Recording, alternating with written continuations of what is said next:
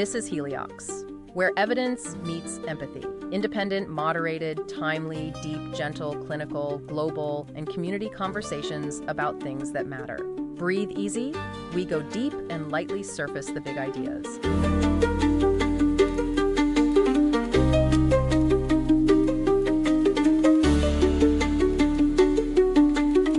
You know that feeling when you want to get smart on something? Fast. Skip the fluff, get right to the heart of the matter. That's exactly what we're doing today. We're plunging into the world of fragrance, how we make things smell amazing, from our personal perfumes to the subtle scents in our homes. And for this deep dive, we've got a really interesting mix of sources. We'll be looking at a detailed scientific paper that breaks down the chemistry of essential oils. The building blocks, basically. Exactly, the core of natural fragrances. And alongside that, we have a historical overview tracing how people have used scents, starting way back in ancient times, right up to today.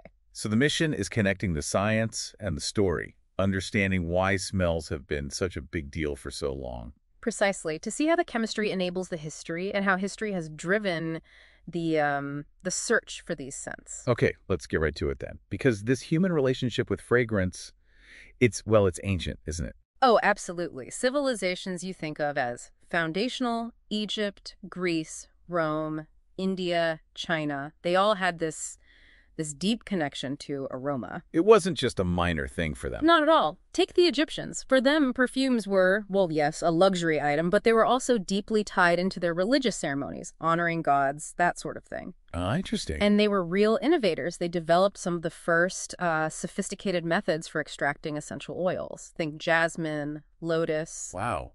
Early chemists, almost. In a way, yes. And they used these scents everywhere on themselves, sure, but also in their homes, temples, even in tombs. Tombs? Why tombs? They believed it helped the deceased on their journey to the afterlife. So scent was tied to divinity, power, even the transition between life and death. It really set a powerful precedent.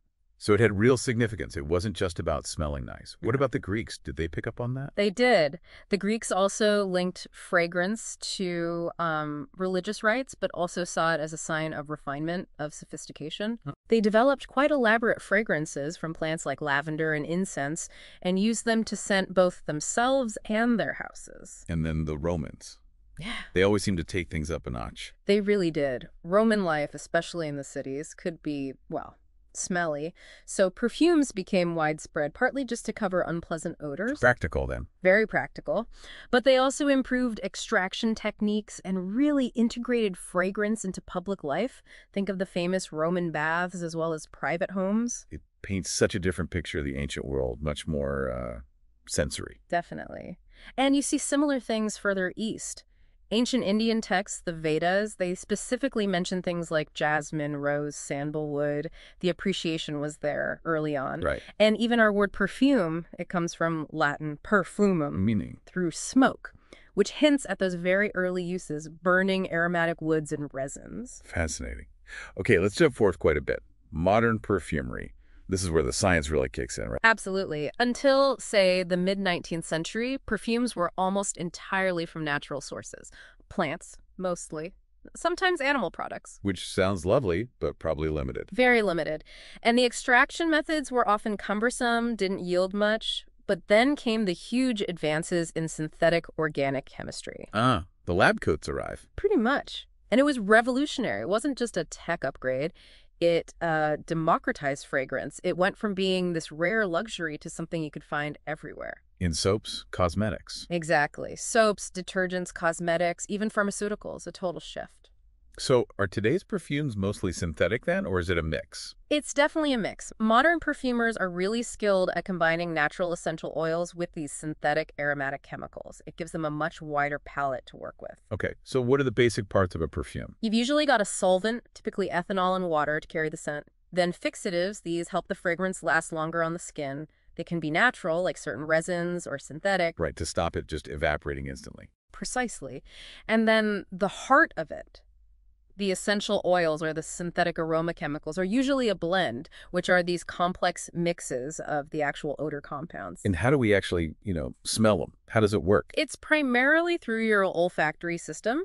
Those scent molecules travel up your nose, hit receptors, and send signals straight to your brain. A direct line to the brain. A very direct line, which is why smells can trigger memories and emotions so strongly. And there's also some absorption through the skin for certain components. Okay, let's dive deeper into these essential oils. They sound like the real stars of the natural fragrance world. They really are quite remarkable. They're complex, volatile, meaning they evaporate easily aromatic compounds, mostly from plants. How many plants are we talking about? We know of over 4,000 species that produce these aromatic or medicinal compounds, and we use them not just in perfumes, but food, medicine. They're incredibly versatile. Chemically, what are they actually made of? Is it just one thing per oil? Oh, no, not at all. They're usually complex mixtures. Think of them as nature's cocktails. Chemically, they contain things like terpenes, terpenoids, phenylpropanoids, benzenoids, various organic molecules. Okay, lots of complex names. Yeah, but basically, these different molecules combine to create the unique scent profile of each oil. They generally dissolve well in things like alcohol or other oils, but not in water. And they evaporate easily. Yes, usually colorless and volatile at room temperature. That volatility is key. It's why the scent molecules can travel through the air to reach our noses. And where in the plant do they come from? Are they like the plant's food?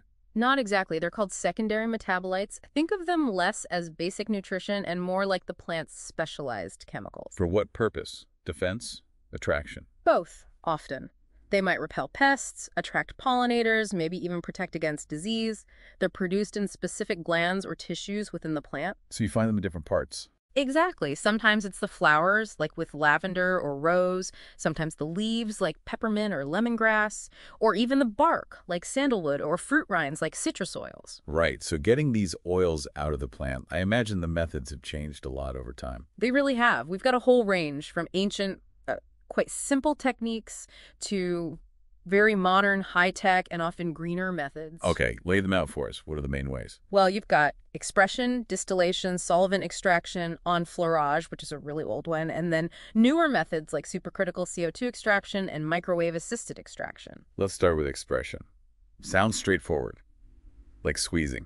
That's pretty much it. It's a physical process, crushing or pressing the plant material to release the oil. It's often called cold-pressed because it doesn't use heat, which is great for delicate scents. Like citrus peels. Exactly. It's the main method for citrus oils, lemon, orange, grapefruit. You get a really high-quality oil that smells almost identical to the fresh peel. Traditionally, they use sponges, believe it or not. Now it's mostly mechanical presses. Okay. And distillation. That sounds familiar. Very common, very important commercially. Think lavender, rose otto, peppermint. Basically, you heat the plant material with water or steam. And the steam carries the oil away. Precisely. The heat vaporizes the volatile oils along with the water.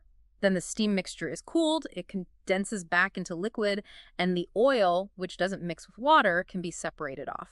Are there different kinds of distillation?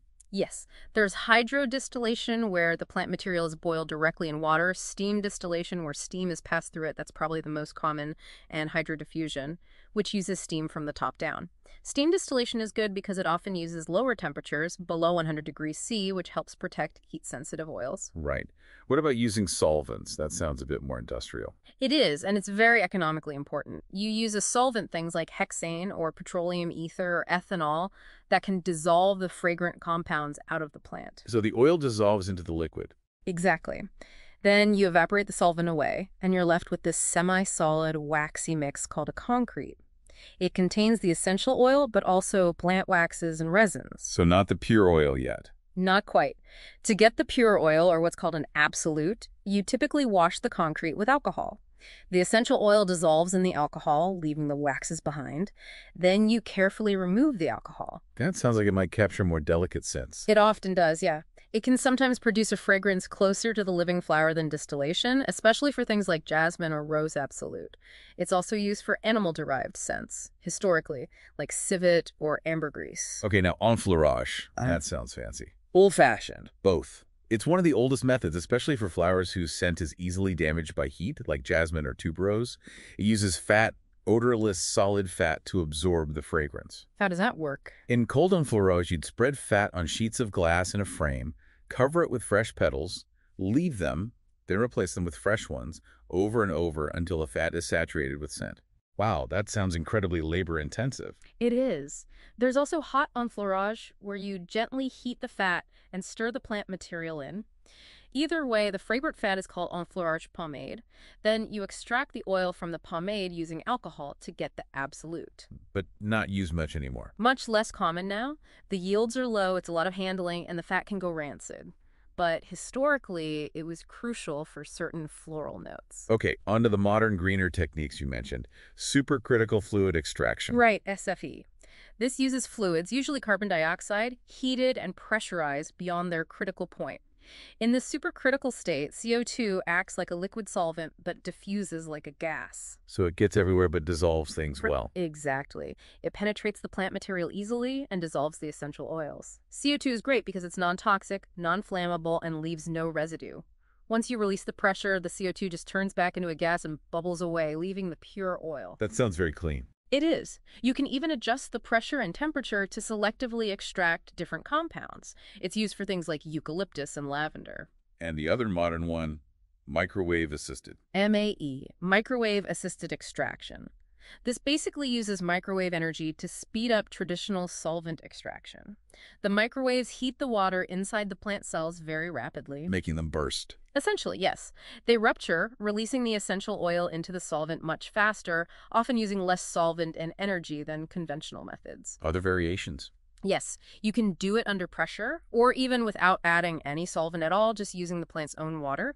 The microwaves heat the internal water, it turns to steam, ruptures the oil glands, and the vapor is collected. It's seen as quite environmentally friendly. Any downsides? Well, the localized heating can sometimes degrade very sensitive compounds, but it's generally very efficient. It's really amazing how we've gone from, squeezing peels and soaking flowers in fat to using supercritical CO2 and microwaves, all to capture scent. The drive to capture and control fragrance has spurred a lot of innovation, definitely, both for personal use and increasingly for scenting our spaces. Right. Let's shift focus to that scenting our homes. The history there must be interesting, too. Yeah. It's not just a modern obsession, is it? Not at all. Our other source really digs into this.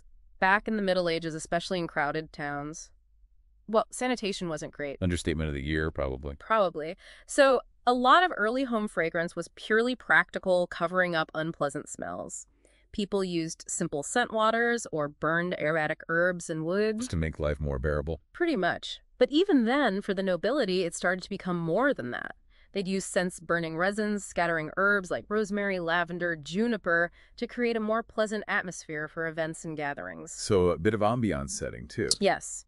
And they had things called eau de toilette back then, but they were often herb or flower decoctions in water, used more for freshening clothes or furniture than the body. And the religious connection persisted. Oh, yes. Burning incense and myrrh in churches remained very important, creating that sense of sacred space. Okay, fast forward to the Renaissance. Things get more refined. They do. Home fragrance becomes more about pleasure, luxury, impressing guests. Hygiene was still lagging, so masking odors was still a factor. But the status symbol aspect grew. Definitely. Wealthy households started using more expensive imported materials, musk, amber, sandalwood. They'd have fabric sachets filled with dried lavender, mint, rosemary. Poopery's ancestor? Pine, yeah. And liquid perfumes, often floral waters like rose or orange blossom, were used more widely on skin, linens, even hair. Scented beeswax candles started appearing, often in fancy silver or gold holders. Those are quite luxurious. By the 17th century, in wealthy homes, basically everything was perfumed. It was intense, and you start seeing professional perfumers who specialized in creating scents just for homes and palaces. A dedicated home fragrance designer. So if you walked into a wealthy home then, it would have been a real olfactory experience. A very deliberate one, yes. Scent was part of the architecture of the experience, you could say. How did things change moving towards the modern era, the 19th century and onwards? Did it stay exclusive? Initially, yes. In the 19th century, home fragrance was still largely a luxury item. Candles, incense, oil burners diffusing floral, herbal, fruity scents. But then came that chemistry revolution again. Exactly. Early 20th century, synthetic chemistry makes mass production possible. Suddenly, scented candles and diffusers become much more affordable and accessible. When did candles really take off? They saw a big boom in the 1920s, the Art Deco era. Very stylish. And throughout the 20th century, the options just kept expanding. Scented bouquets, sprays, plug-ins, reed diffusers became really popular. And what about trends right now? What's driving home fragrance today? There's a huge emphasis on the home as a sanctuary, this idea of cocooning. Especially with more remote work, people want their homes to feel good, smell good. Scent is a big part of well-being. I definitely feel that. And we're seeing more eco-conscious options, diffusers that don't need electricity, for example. Consumers are also much more aware of ingredients, looking for natural, healthier options if possible. So more demand for those essential oils we talked about. Potentially, yes, though synthetics still dominate due to cost and consistency. But the range of scents available now is enormous, from classic florals to really exotic blends. It really shows how constant that desire to shape our environment through scent has been. Absolutely. Now, you mentioned India earlier as a major player in essential oils. Let's maybe look at some specific examples. Sure. India's a powerhouse. Great biodiversity, strong scientific base, and a well-established industry growing things like menthol, mint, lemongrass, citronella. It's a good place to look at specific oils. Okay, where should we start? Rose oil, the queen. Sounds good. Rose oil is fundamental to perfumery and cosmetics worldwide. The main species are Rosa damascena, grown in India, Turkey, Bulgaria, and Rosa centifolia, found more in Egypt and France. And it takes a lot of roses, right? An incredible amount. You need about 3.5 tons of rose petals to get just 1 kilogram of distilled rose oil, or rose otto. Wow. 3,500 kilos of petals for 1 kilo of oil. That's intense. It makes it incredibly precious and labor-intensive. What actually makes it smell like rose? Is it just one chemical? Oh, far from it. It's super complex, over 300 different compounds identified. Key ones you'd recognize are citronellol, geraniol, those give the main floral notes, and phenyl ethyl alcohol, which adds a kind of honeyed sweetness.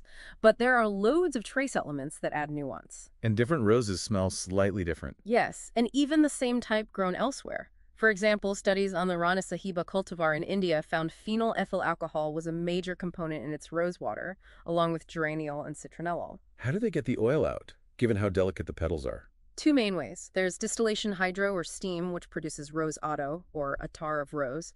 That's usually a pale yellow liquid, smells intensely floral, and can actually solidify slightly when it's cold. Okay. And the other way? Solvent extraction. This gives you rose absolute. It's thicker, more viscous, often a golden amber color. The scent is considered by many perfumers to be richer, more rounded, closer to the living flower. It's often preferred in fine fragrance. And the watery stuff left after distillation, rose water. Exactly, that's the hydrosol. It still contains fragrant compounds and is widely used in food, drinks, and skincare. Rose isn't just about the smell, though, is it? It's used in skincare a lot. Right. It's valued for being moisturizing, anti-inflammatory. In aromatherapy, it's considered uplifting, balancing, and it does have demonstrated antiseptic and antiviral properties, too. Okay, moving on. How about sandalwood? Another classic, very valuable oil. Yes, sandalwood oil. Traditionally steam distilled from the heartwood, the inner part of the trunk of sandalwood trees. The most famous is Indian sandalwood, Santalum album.